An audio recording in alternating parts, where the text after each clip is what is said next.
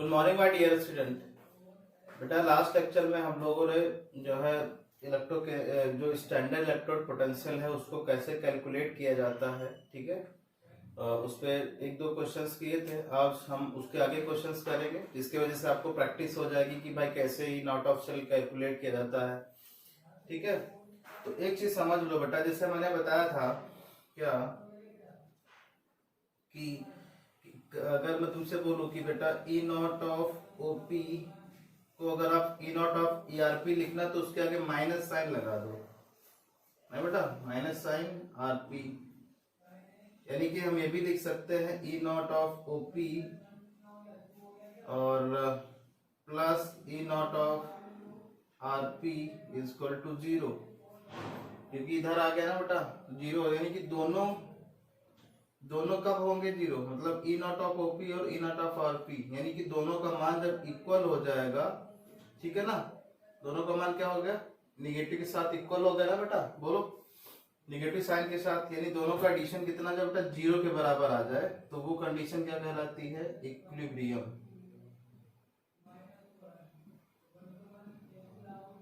ठीक है ना। दोनों का यानी कि दोनों का मान ऑक्सीडेशन पोटेंशियल और रिडक्शन पोटेंशियल दोनों इक्वल अगर हो जा रहे हैं बेटा तो क्या हो जाता है, वो चीज इक्विलिब्रियम आ जाती है, ठीक है। एक बात समझ गए। अब एक चीज समझ लो कि जहां पे जैसे मैं एक प्रॉब्लम दे रहा हूं कि फाइंड आउट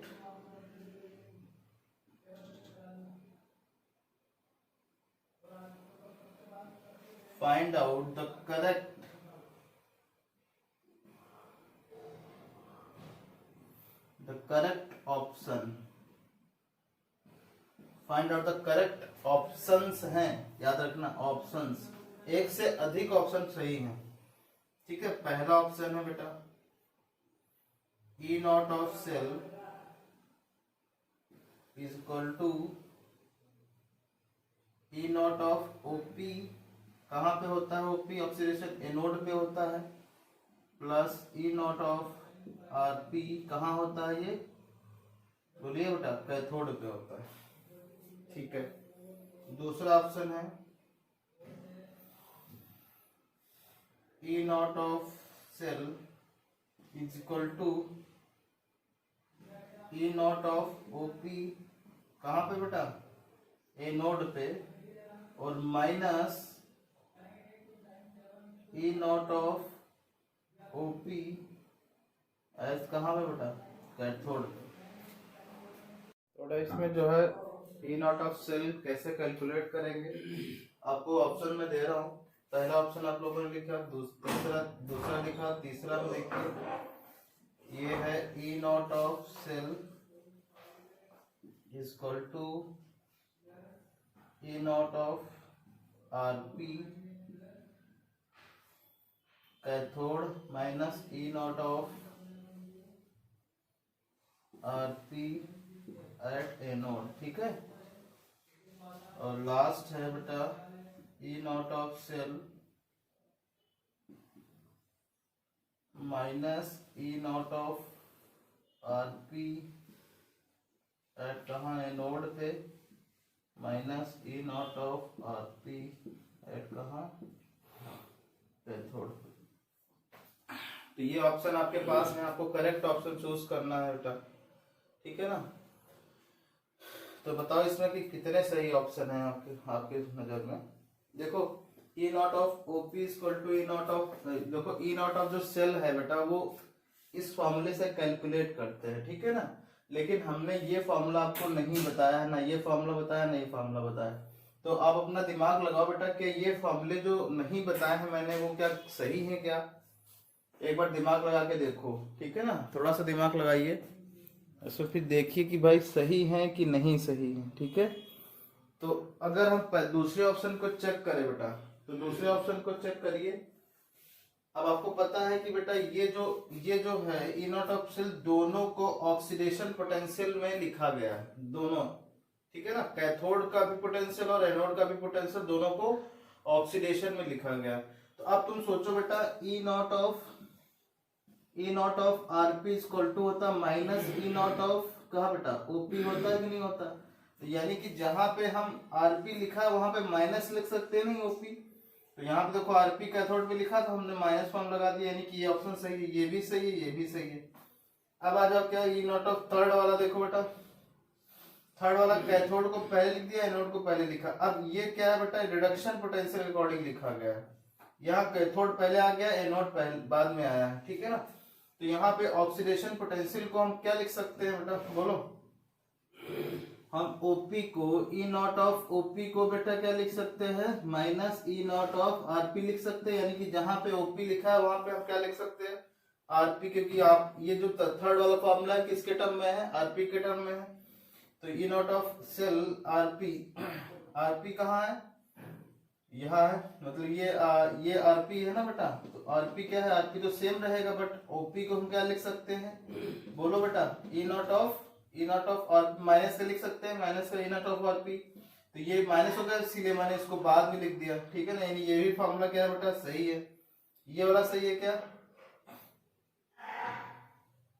दोनों को माइनस कर दिया, ये तो सही लिख दिया, लेकिन इसको माइनस करने की कोई जरूरत नहीं थी, इसीलिए ये गलत हो गया फॉर्मूला, ठीक है। यानी कि 3 ऑप्शन इसके सही हैं और सब क्या है बेटा, गलत है, ठीक है। चलिए, तो ये ऑप्शन ये था, और एक दो करते हैं question.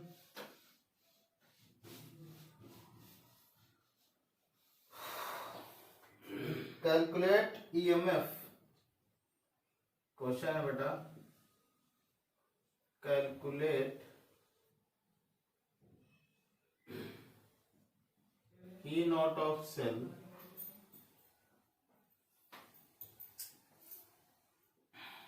if E naught of Zn से Zn प्लस 2 बन रहा है, इसका है 0.76 वोल्ट, ठीक है।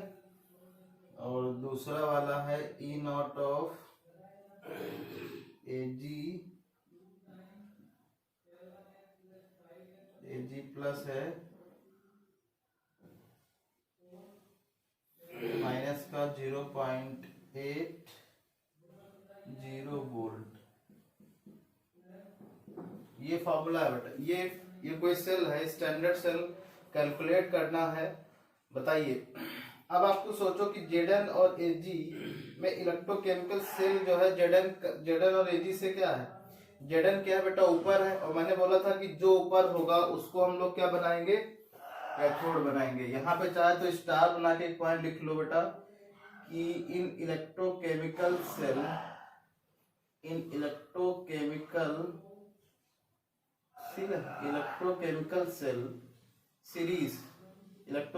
सीरीज, ठीक है। जो अपर वाला होगा उसको हम लोग क्या मानेंगे बेटा, उसको हमेशा एनोड मानेंगे, एनोड बनाएंगे, यानी कि वहां पे ऑक्सीडेशन होगा, ठीक है बेटा। और जो नीचे वाला होगा उसको हम लोग क्या मानेंगे बेटा, कैथोड मानेंगे,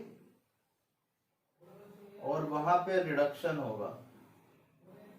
ये चाहे तो बना लो, इन इलेक्ट्रोकेमिकल सेल, यानी कि इलेक्ट्रोकेमिकल सेल जो मैंने तुमको सीरीज दी है बेटा, उसमें जो ऊपर वाली होगी एलिमेंट, वो उसको हमेशा क्या बनाओगे, उसको हमेशा बनाओगे एनोड, और जो नीचे वाला एलिमेंट होगा उसको हमेशा क्या बनाओगे, कैथोड, ठीक है ना। अब आप तुम सोचो, जो एनोड होता है वहां पे हम लोग ऑक्सीडेशन उसका कराते हैं, जो कैथोड होगा उसका हम क्या कराते हैं, रिडक्शन कराते हैं। तो अब समझ लो कि Zn कहाँ पे है बेटा, बोलिए, Zn ऊपर है, Zn ऊपर है कि नहीं है, बोलो बेटा। Zn को हम ऑक्सीडेशन कराएंगे, यानी कि हमको ऑक्सीडेशन पोटेंशियल चाहिए। तो ये देखो बेटा, ऑक्सीडेशन पोटेंशियल दिया भी गया है, ठीक है ना। तो ऑक्सीडेशन पोटेंशियल चाहिए, और जो नीचे होता है उसको हम क्या कराते हैं, रिड्यूस कराते हैं, यानी कि Ag रिडक्शन होना चाहिए। लेकिन ये गिवन क्या है बेटा, बोलिए, ये गिवन है रिडक्शन पोटेंशियल, ऑक्सीडेशन पोटेंशियल। तो हमको क्या करना पड़ेगा, क्योंकि हमको ई नॉट ऑफ सेल में क्या चाहिए, बोलिए बेटा, ई नॉट ऑफ सेल में हमको चाहिए ई नॉट ऑफ Zn से लगा के कहां तक बेटा, Zn प्लस 2, और हमको क्या चाहिए, ई नॉट ऑफ क्या, Ag प्लस इसका हमको रिडक्शन चाहिए, क्योंकि ये बेसिकली लिखा क्या है बेटा, ये लिखा तो ई नॉट ऑफ क्या है बेटा, ई नॉट ऑफ ओपी लिखा है और ये हो कहाँ रहा है, ये नोड पे हो रहा है कि नहीं हो रहा, और ये क्या लिखा है, ई नॉट ऑफ आरपी लिखा है और ये हो कहाँ रहा है, बोलिए बेटा, ये हो रहा कैथोड पे। ठीक है, अब तुम सोचो हमको इसका क्या चाहिए, ओपी चाहिए, और एजी का क्या चाहिए, आरपी चाहिए। एजी का आरपी चाहिए, लेकिन एजी का हमको क्या दे रखा है, ओपी दे रखा है। तो एजी को आरपी बनाने के लिए क्या करना पड़ेगा, बोलिए बेटा, एजी एजी प्लस उल्टा लिखना पड़ेगा, मतलब इसके आगे माइनस, मतलब ये साइन हटा दो, 0.80 वोल्ट। ठीक है बेटा, तो दोनों को जोड़ो, अब E naught of cell equal to आ जाएगा क्या, 0.76 प्लस 0.8 इक्वल टू कितना आ जाएगा बेटा, 1.56 वोल्ट, ये आ गया मान। ठीक है, तो इस तरीके से आप क्या कर सकते हो, थोड़ा सा दिमाग लगा सकते हो, तो कोई भी क्वेश्चन कोई टफ नहीं है, आप इस पे जो है इजीली अटेम्प्ट कर सकते हो। ठीक है बेटा, एक क्वेश्चन और करते हैं।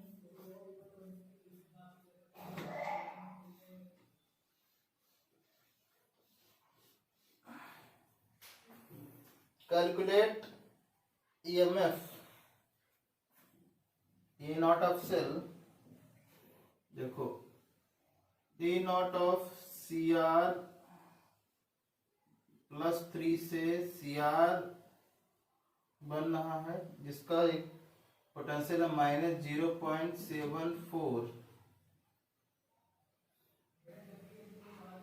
E naught of CD plus 2 and CD is equal to -0.40 volt.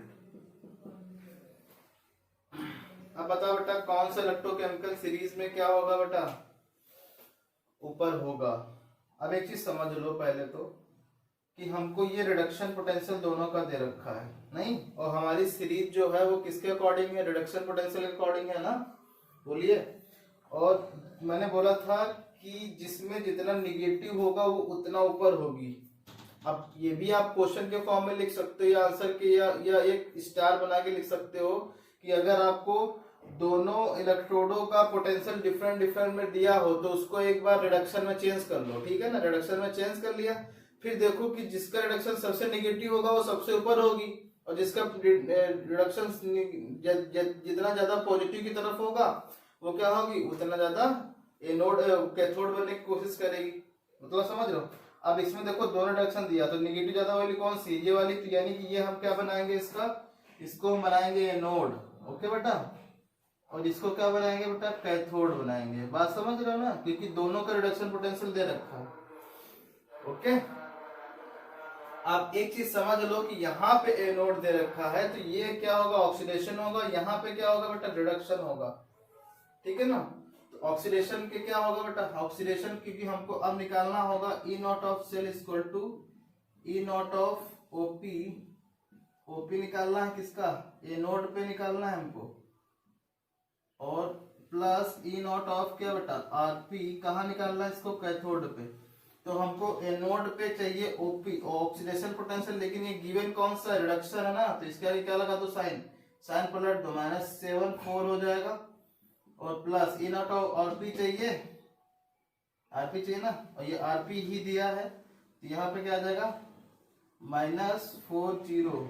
ठीक है ना, इक्वल टू कितना हो गया बेटा, 74 -40 इक्वल टू कितना आ जाएगा, 40 गए 74 से कितने बचे, 4 और 4 3 से 3 वोल्ट, यानी 0.34 वोल्ट ये आ जाएगा। ठीक है,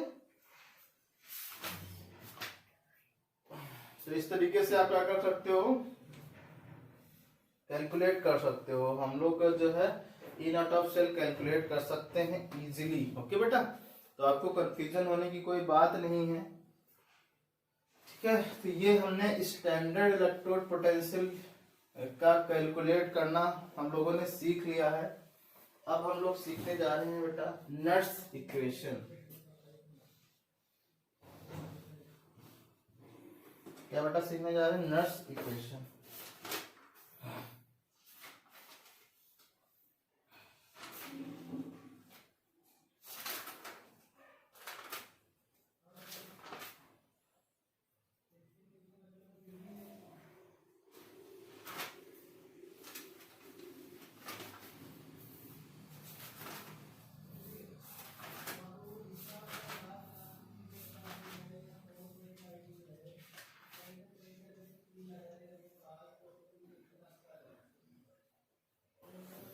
क्या सीखने जा रहे हो बेटा? नट्स।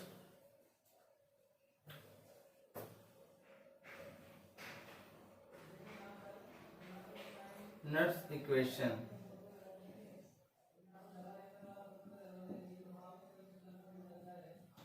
नट्स इक्वेशन देखो बेटा क्या है इक्वेशन। इन्होंने क्या किया था, देखिए बेटा ये नट्स इक्वेशन क्या होती है, ठीक है। नट्स इक्वेशन बेसिकली जो हमारी गिवन थी, दी गई थी, वो किसके लिए दी गई थी?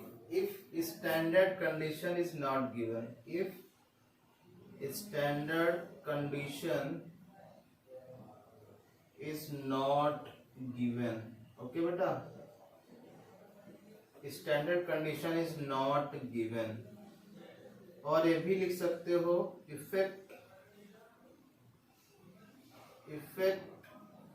on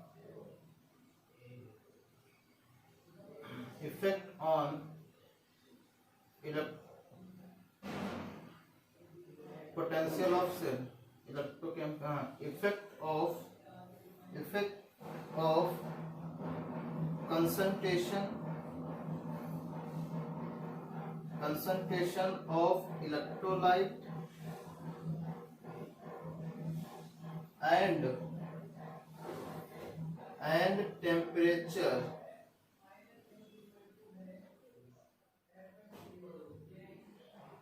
on the electrode potential। मतलब समझे कि अगर स्टैंडर्ड कंडीशन ना दे रखी, यानी कि क्या ये कहने की कोशिश कर रहे हैं कि अगर आपके पास भाई मोल जो कंसंट्रेशन है 1 मोलर ना हो, 1 मोलर इक्वल टू गलत, टेम्परेचर 25 डिग्री सेल्सियस ना हो सकता है ना हो, यानी कि बेसिकली क्या है, हमको कंसंट्रेशन चेंज अधिक मिलेगा।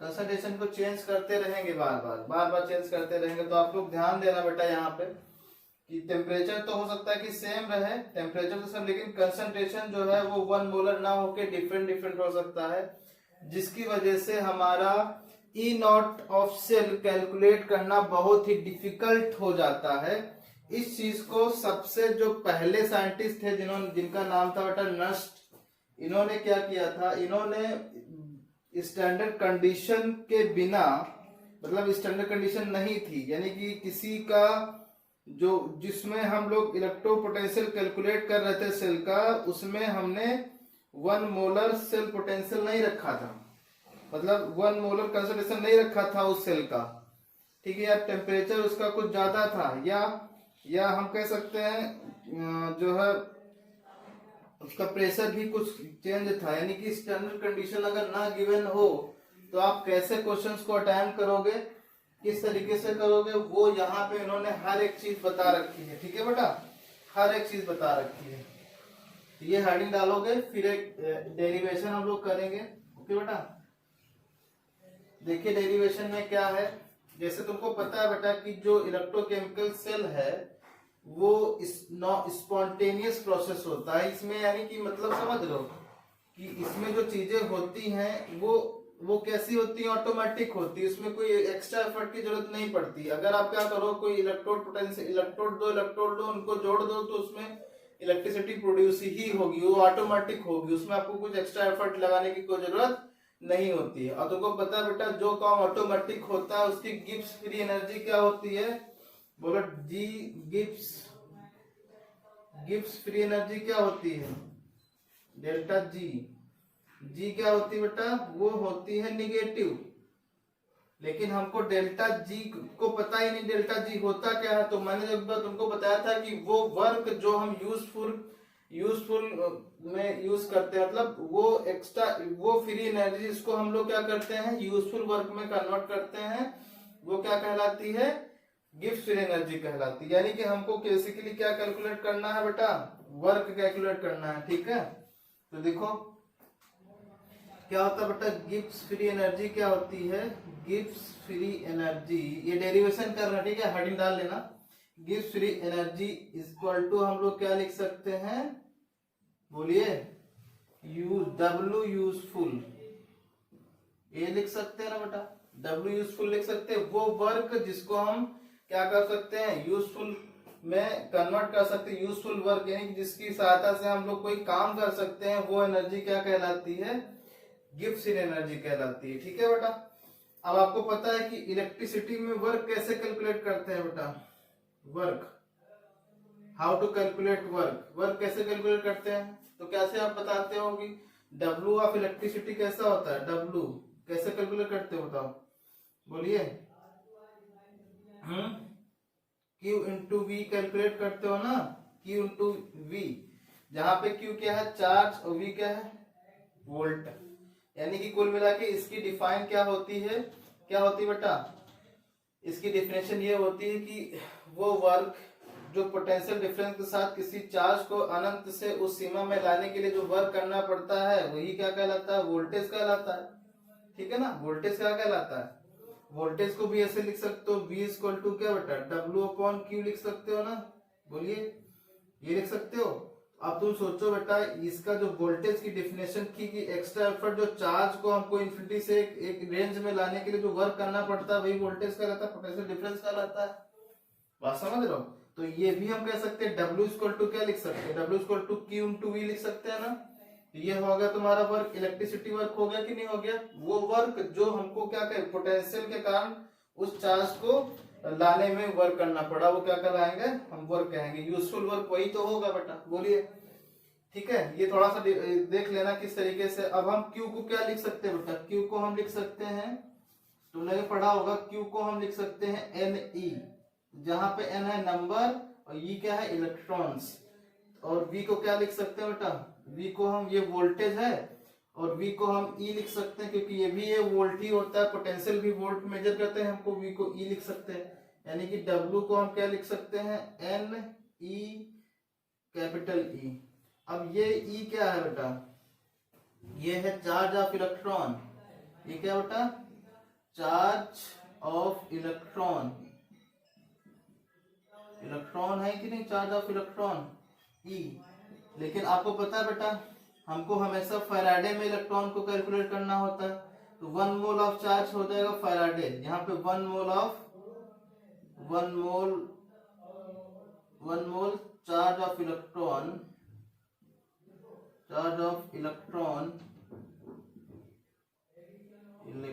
Electron equal to 1 Faraday. देख लेना बेटा, आप कैलकुलेट करके हो सकता है। तो ये क्या हो जाएगा बेटा, बोलिए। तो W इक्वल टू क्या हो जाएगा, बोलो, NFE। ठीक है ना, NFE हो जाएगा, NFE हो जाएगा। और अब तुमको पता है यही क्या होती है, गिब्स फ्री एनर्जी होती है, delta G। G equal to क्या लिख सकते हो, NFE लिख सकते हो, बोलिए बेटा। अगर हमको इस सेल का कैलकुलेट करना है तो क्या लिख सकते हो बेटा, बोलिए। इफ इन द सेल,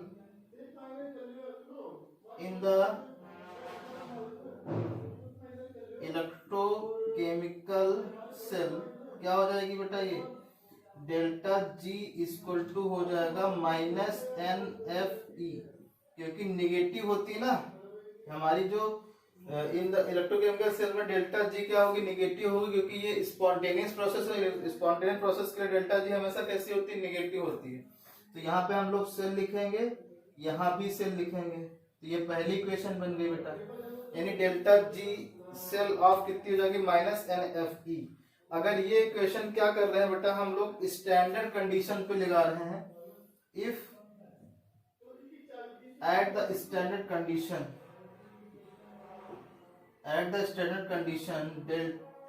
ठीक है ना, तो ये क्या हो जाएगी, डेल्टा G क्या हो जाएगी, डेल्टा G ऑफ सेल हो जाएगी, delta G of cell naught, ये क्या हो जाएगी, -NFE नॉट ऑफ सेल, ये हो जाएगा।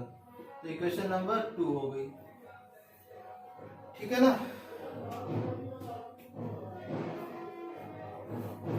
एक हम लोगों ने 11th में ड्राइव किया था डेल्टा G का फॉर्मूला बेटा। डेल्टा G का फॉर्मूला क्या ड्राइव किया था कि अगर हमको स्टैंडर्ड कंडीशन पे डेल्टा G कैलकुलेट करनी है तो आप क्या करते थे, delta G of cell is equal to क्या लिखते थे बेटा, delta G naught of cell is equal to plus 2.303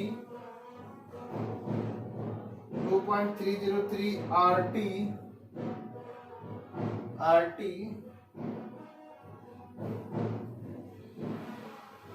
कैसे कैलकुलेट कर सकते हैं, delta G of cell is equal to delta G naught of cell plus 2.303 RT log base 10 QC. बात समझ गए, क्यूसी। और क्यूसी क्या होता था, ये इक्विलिब्रियम में आप लोग देखो जाके, वहां पे मैंने ड्राइव करके दिखाया भी है।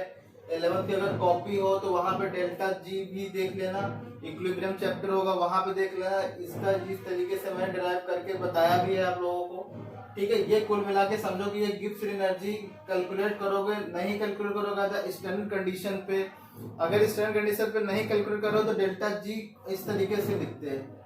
और क्यूसी आप लोग जानते हो बेटा क्या होता है, क्यूसी। क्यूसी एक क्या होता है बेटा, ये होता है क्वोशेंट, इक्विलिब्रियम क्वोशेंट होता है। जो हम क्या करते हैं, कोई रिएक्शन होती है जैसे A plus B gives C plus D, तो हम लोग क्यूसी कैसे लिखते हैं बेटा, concentration of C upon concentration of D,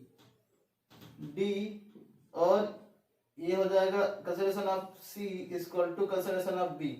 और यही जो कांस्टेंट होता था बेटा, इसी को हम, अगर ये इक्विलिब्रियम होता तो इसी को हम लोग क्या कहते थे, केसी कहते थे। लेकिन इसको क्यूसी को केसी कब कहते थे, जब ये क्या हो जाए बेटा, इक्विलिब्रियम आ जाए तब। बात समझ रहे हो, बोलिए बेटा, जब क्या हो जाए, इक्विलिब्रियम आ जाए। तो ये इक्वेशन नंबर कौन सी बन गई बेटा, 3rd। तो आप लोग क्या करेंगे, समझो क्यूसी क्या होता है, जो इक्वेशन होती है उनका रेशियो होता है प्रोडक्ट अपॉन रिएक्टेंट वाला, ठीक है।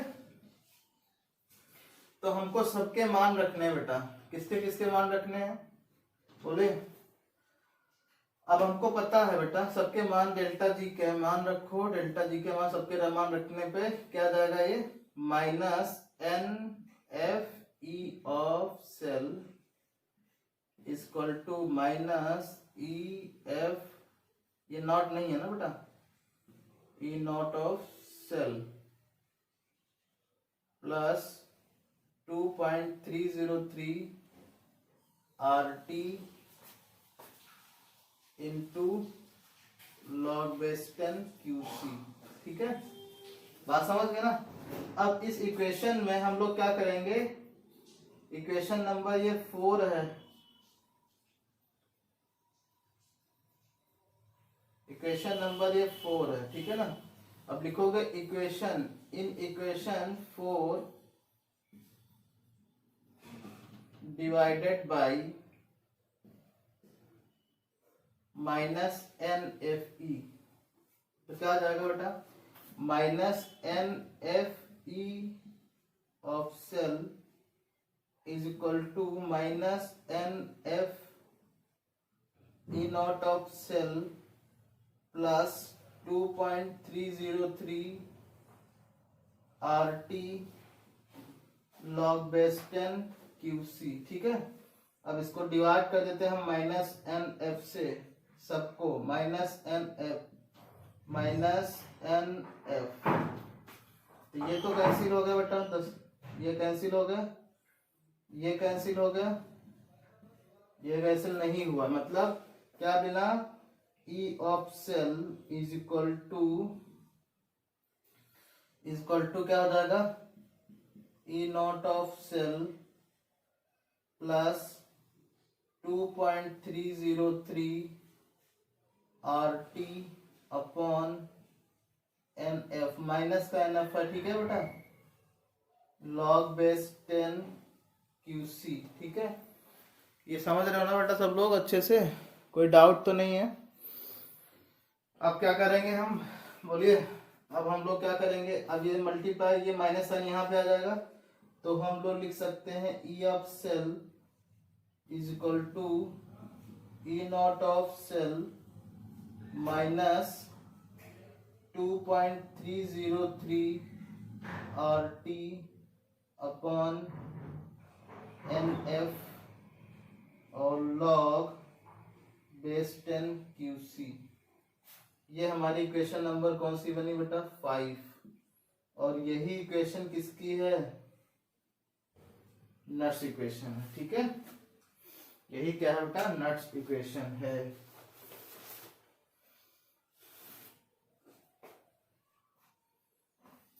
ठीक है, और ये नट्स इक्वेशन किस टेम्परेचर पे है बेटा?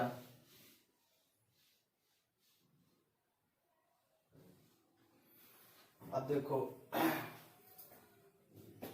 ये हमने कैलकुलेट कर लिया है। E of cell equal to E naught of cell minus 2.303 RT log base 10 QC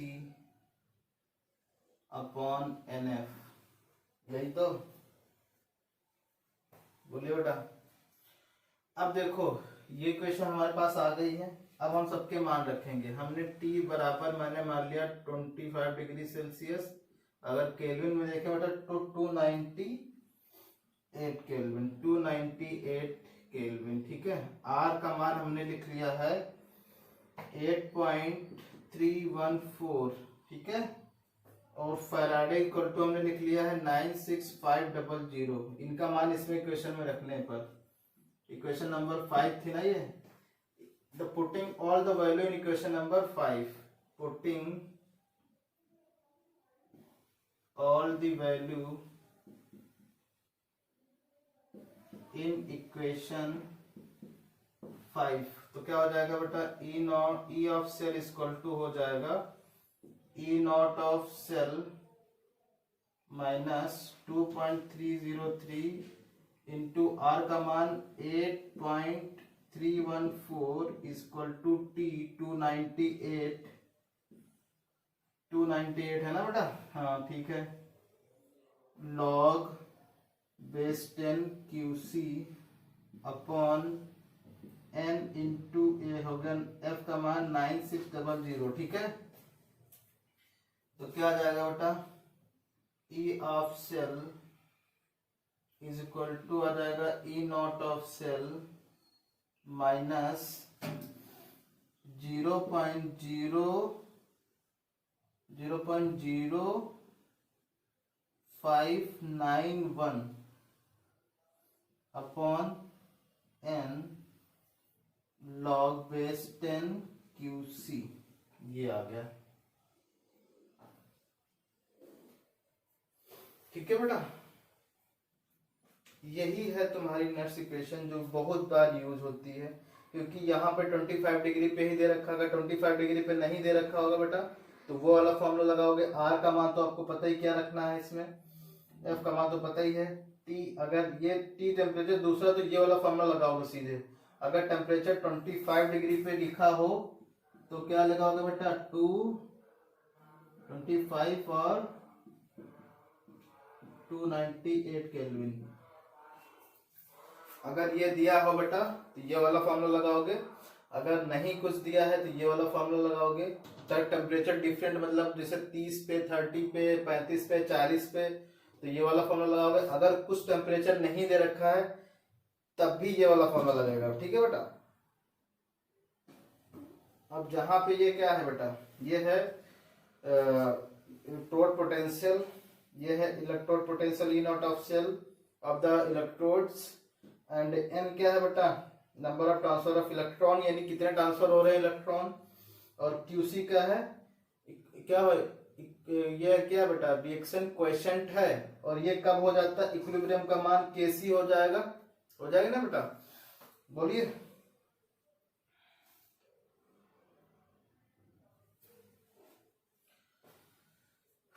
चलिए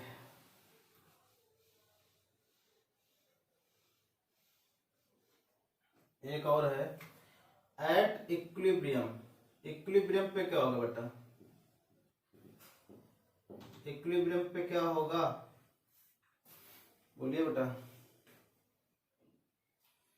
इक्विलिब्रियम क्या होगा? From equation third, equation third से delta G of cell is equal to delta G naught of cell plus 2.303 RT log base 10 QC। ठीक है, तो eight equilibrium condition पे क्या होगा बेटा, एट इक्विलिब्रियम कंडीशन पे डेल्टा जी नॉट, नहीं डेल्टा जी नहीं होगा, ये होगा delta G of cell equal to हो जाएगा 0, यानी ये 0 हो गया बेटा, तो ये क्या बेटा delta G naught of cell is equal to, क्योंकि ये इस तरह आ जाएगा minus 2.303 RT log base 10 QC, और QC बन जाएगा क्या बेटा KC। अब हम KC को भी कैलकुलेट कर सकते हैं अगर हमको ये चीजें पता हो तो। ये फॉर्मूला ये बना, ठीक है। दूसरा फॉर्मूला क्या बन जाएगा इस इक्वेशन में, फ्रॉम इक्वेशन नंबर क्या बेटा, ये हो गई तुम्हारी 6, ये 5th, ये 6 हो गई। फ्रॉम इक्वेशन नंबर, इक्वेशन 6 में क्या हो जाएगा, कौन नॉट हो जाएगा, ई ऑफ सेल क्या हो जाएगा बेटा 0 हो जाएगा, तो क्या बचेगा बोलिए, तो बचेगा E naught of cell is equal to 0.0591 upon n log base 10 KC।